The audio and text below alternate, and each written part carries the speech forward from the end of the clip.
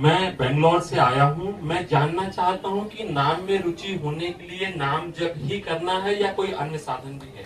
हाँ, उसमें अन्य उसकी उत्साह वर्धन के लिए सबसे प्रधान साधन है सत्संग। साधन को हरि भजन है, कह सत्संग सहाय। जैसे हमें किसी मार्ग में चलना होता है तो पहले मार्ग बताने वाला हमें चाहिए।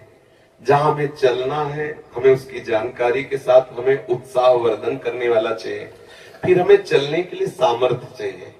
सत्संग हमें उत्साह वर्धन कराता है। सत्संग हमें भगवान के अद्भुत अद्भुत करुणा में लीला चरित्रों का ज्ञान कराता है। साधु समागम से हमारे हृदय में भगवान नाम रूपी धन के प्रति महत्व बुद्धि होती है। पहला सबसे सावधानी की आवश्यकता है कि कुसंग त्याग करके सत्संग करें। दूसरी सावधानी की आवश्यकता है भोजन। अगर आप यहाँ सत्संग के और गंदे विचार वालों का संग किया, अभिमानी जनों का संग किया, तो इसका रंग नहीं चढ़ेगा, क्योंकि बहुत जन्मों से हम उसी कुसंग में पड़े रहे। अगर कुसंग ना होता तो हमारे हृदय में भगवत प्रीति उदय हो गई होती। ये पहचान है। कुसंग की पहचान है नाना प्रकार की दुर्वासनाएं, शरीर भोग आदि के लिए हमारे हृदय में लालसा होना, वो है। इसका मतलब बहुत समय से कुसंग होता रहा है। अब कुसंग के संस्कार अधिक होने के कारण सत्संग के संस्कार जब अंदर जाएंगे तो कुसंग को भगाने की चेष्टा करेंगे, और कहीं कुसंग मिल गया तो कुसंग के संस्कार और पुष्ट हो जाएंगे। एक संसार दुष्ट की संगति, ताहू में तुम पुष्ट करावो, विनती करो सकल धर्मिंसो, धर्मी हुए जिन नाम धराओ।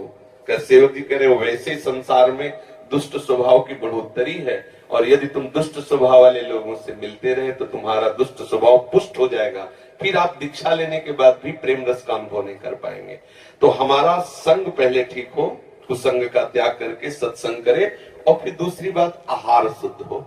आहार शुद्धि सत्य शुद्धि, अर्थात हमारा आहार शुद्ध हुआ तो हमारा मन शुद्ध हो। ऐसे ग्रामीण भाषाओं में कहते हैं, जैसा खाओ अन्न वैसा बने मन, जैसा पियो पानी वैसी बने वाणी। ऐसे गांव में भी ऐसे चर्चाएं होती है। तो हमारा अन्न ठीक होना चाहिए, भोजन ठीक होना चाहिए। सात्विक भोजन भगवान को अर्पित करके, प्रियालाल को अर्पित करके पाया जाए, साधु समागम किया जाए, शास्त्रों का स्वाध्याय किया जाए। भगवान शंकराचार्य जी ने साधन पंचक का दान किया है। उसमें से आगे आगे के 5 शब्द हम बताते हैं। पहला है वेदो नित्य मधीयताम, दूसरा है संगा सत्सु विधीयताम, तीसरा है महावाक्यार्थस्य विचारिताम, चौथा है क्षुद व्याधित चिकित्सिताम, पांचवा है एकांते सुखमाश्रिताम अथातो ब्रह्म जिज्ञासा। पहले का तात्पर्य है कि जो भगवत प्राप्ति करना चाहता है उसे शास्त्रों का स्वाध्याय अनिवार्य। यदि पढ़ा लिखा नहीं है तो जहां शास्त्रों का गान होता है वहां सुनना चाहिए। श्रवण से भी पठन का लाभ प्राप्त हो जाता है। श्रवण और पठन का एक ही फल है। सेवक हरिवंश महाप्रभु ने कहा, श्रवण सुनत प्रापक रति राधा पद अम्बुज सुकुमार। यदि हम प्रियालाल की चर्चा सुनते रहे, वाणी सुनते रहे, तो हमें प्रियालाल के चरणों में प्रेम हो जाए। वेदो नित्य मधीयताम, शास्त्रों का हम नित्य स्वाध्याय करें या श्रवण करें। संगा सत्सु विधीयताम, हम संग करें तो महापुरुषों का संग करें, जिनके संग से हमारे अंदर के विकार मिट जाएं, जिनके संग से प्रभु प्यारे लगने लगे, जिनके संग से हमें संसार के भोग के प्रति हे बुद्धि हो जाए, ऐसे संतों का हम संग करें।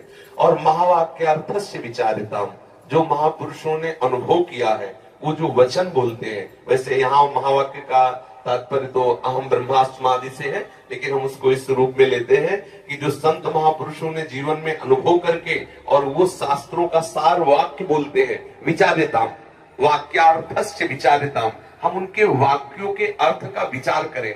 जो संत जन कहते हैं हम उस विचार में डूबे, उसे आचरण में उतारे। फिर बात कही, क्षुद व्याधि चिकित्सिताम, क्षुधा रूपी व्याधि की चिकित्सा करें। देखो कैसी बात है, चिकित्सा औषधि रूप में होती है। भिक्षान्नम औषधम, यदि वैरागी है तो भिक्षा का अन्न, और गृहस्थी है तो सतधर्म से कमाए हुए धन के द्वारा भगवद अर्पित करके अतिथि साधु सेवा करके फिर अपने उदर का पोषण करें। फिर एकांत सुखमास्यताम, अपनी दिनचर्या में कुछ ऐसा समय होना चाहिए एकांत में बैठ करके हम अपने आराध्य देव का बिल्कुल व्यवस्थित चित्त होकर के चिंतन करें। व्यग्र चित्त होकर नहीं, शांत चित्त होकर प्रभु का चिंतन, ऐसी दिनचर्या होनी चाहिए। अगर ऐसी दिनचर्या है तो नाम में रुचि हो जाएगी। खान पान ठीक हो, संग ठीक हो, विचार ठीक हो, आचरण ठीक हो, तो रोज नाम में उत्साह बढ़ता चला जाएगा। अब एक मटकी में चाहे जितना पानी भरो, थोड़ा सा छेद कर दो तो भरेगी नहीं, खाली होती चली जाएगी। ऐसे ही अगर थोड़े से गंदे आचरण, थोड़ा सा असाधन, तो हम नाम जब करते हैं वो भरता नहीं है नाम का भाव, वो धीरे धीरे निकलता रहता है। बहुत समय व्यतीत हो जाता है, फिर हमें अश्रद्धा होने लगती है कि यार नाम जपने से कुछ लाभ तो मिला नहीं, अभी वही विकार बने हैं, अभी वही वासना है। सुनते थे नाम में आनंद मिलता है, लेकिन आनंद तो मिला नहीं। नाम आनंदमय है, पर उसके साथ जो हमें परहेज करना है वो हम कर जाए तो बहुत जल्दी लाभ प्राप्त हो जाएगा। धीरे धीरे धीरे धीरे नाम का प्रभाव ऐसा चढ़ेगा कि जिह्वा को और कुछ अच्छा ही नहीं लगेगा। ये जो सप्तदश आदि व्यंजन है बिल्कुल अच्छा नहीं लगेगा। देखो, जिसको सांप काटता है ना गाँव में, उसे नीम की पत्ती खवाई जाती है पहचान करने के लिए जहर चढ़ गया कि नहीं। पूछा जाता है कैसा लगा, उसने कहा कड़वी, तो बोले सांप जहरीला नहीं था क्योंकि जहर नहीं चढ़ा। और अगर उसने बोला कि नीम की पत्ती मीठी, तो बोले बस सांप का जहर चढ़ गया। संसार कैसा, दुखालयम, बोले नहीं मुझे सुखमय लग रहा है, बोले जहर चढ़ गया। ये काल रूपी सर्प का जहर चढ़ गया, क्योंकि विषय मुझे जो दुख देने वाले वो सुखमय लग रहे हैं।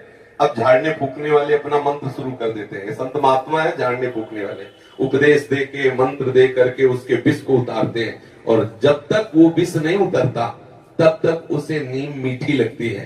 जब तक तुम्हें संसार के भोग अच्छे लग रहे हैं तो समझ लो अभी जहर उतर नहीं रहा है। बराबर मंत्र जाप करते रहो, बराबर सत्संग करते रहो, और जहां जहर उतरा तो राधा नाम सुधार समसी तुम जिह्वास्त में पियो। आंखों से आंसू आएंगे, जिह्वा से नाम निकलेगा, रोम रोम खड़ा हो जाएगा। ऐसा नाम महासुखमय है, पर हम अभ्यास करते रहे। जिन संतों को स्वाद मिला नाच नाच करके जगत को पावन कर दिया, हरि यश गा करके, इसलिए नाम जापक को चाहिए कि भोजन और संग दो पर दृष्टि रखें। भले उपवास करना पड़े, अशुद्ध अपवित्र जिसे हम जानते नहीं, जिसके चरित्र को हम नहीं जानते, उसके हाथ का ना पावे। पता नहीं कौन से आचरण करके कैसा लाया है भोजन, वो हमारी बुद्धि को कैसा प्रभावित कर दे। ये अगर दो बात ध्यान रहे, संग और भोजन, तो हमारा भजन बढ़ता चला जाएगा।